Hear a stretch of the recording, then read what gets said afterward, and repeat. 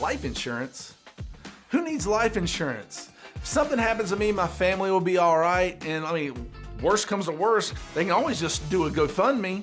That's got to be the right solution.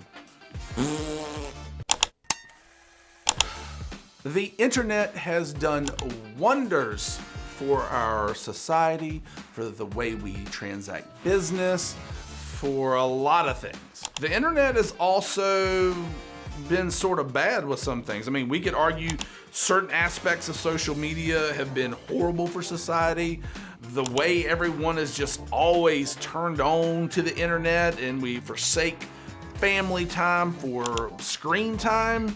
Now, those things are bad, but one of the things that gets to my crawl, yes, that's a Southern word, crawl. One of the things that really gets me is when I see someone post on social media that someone has passed away. It could be a loved one, it could be a friend, and they go, Joe passed away unexpectedly, and they have 4 children. We need your help. Click here to donate to this GoFundMe. That's not a plan. Or it maybe is, it's a plan for disaster.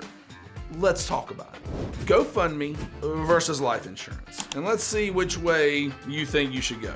So, life insurance. You make a plan to provide for your family in the case that something, God forbid, happens to you.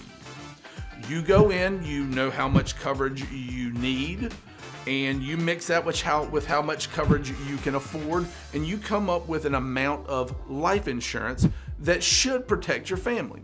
You've done the responsible thing. You've done the adult thing, and you are taking care of your responsibilities. So you have life insurance. Great. Contrast that with the person who doesn't make a plan and doesn't purchase life insurance. Well, some would say, and people are going to probably hate me for this, but some people will say, well, you're being mean. It's not the person's fault that they didn't get life insurance. Their family needs help, so GoFundMe is the best thing.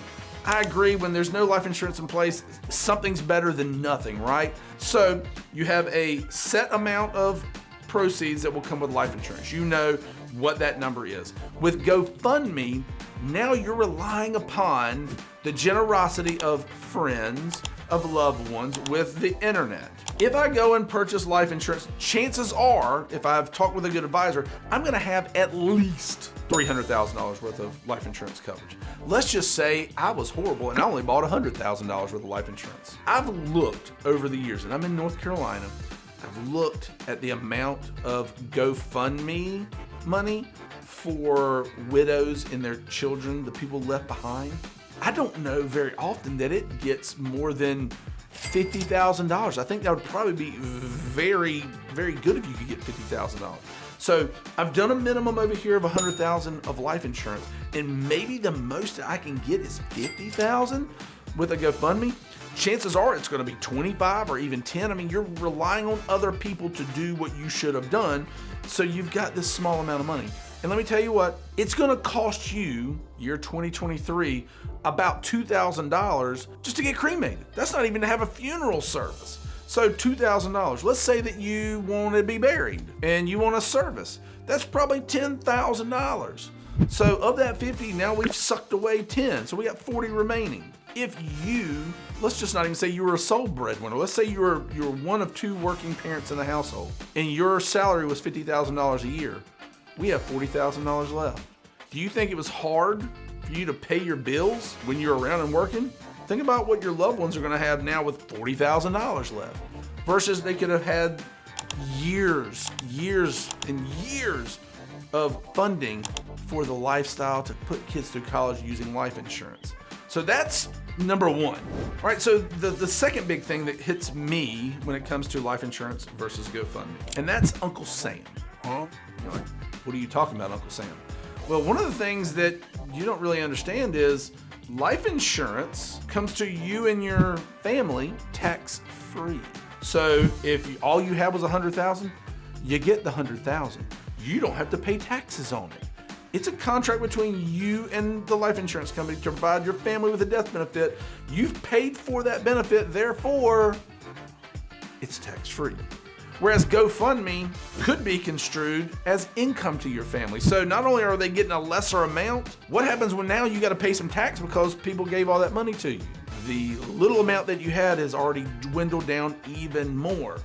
So life insurance tax-free, GoFundMe, got to pay some taxes, smaller amount. I mean, I think the choice is quite simple. All right, so let me apologize. Obviously, we can see, and you know, if you just ask yourself which one is better, I think we all know that life insurance is a better way to protect your family if something happens to you than GoFundMe. I think inherently we know that.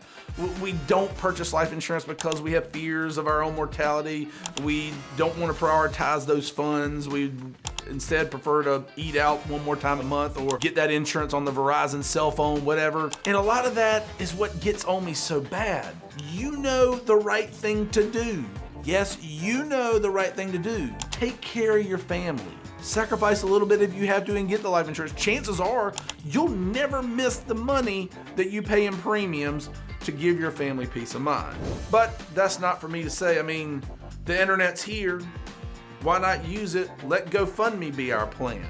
If we don't have a plan, then we let others decide how our family lives moving on. Sorry to have been negative Nancy here today, but until next time, we'll see you.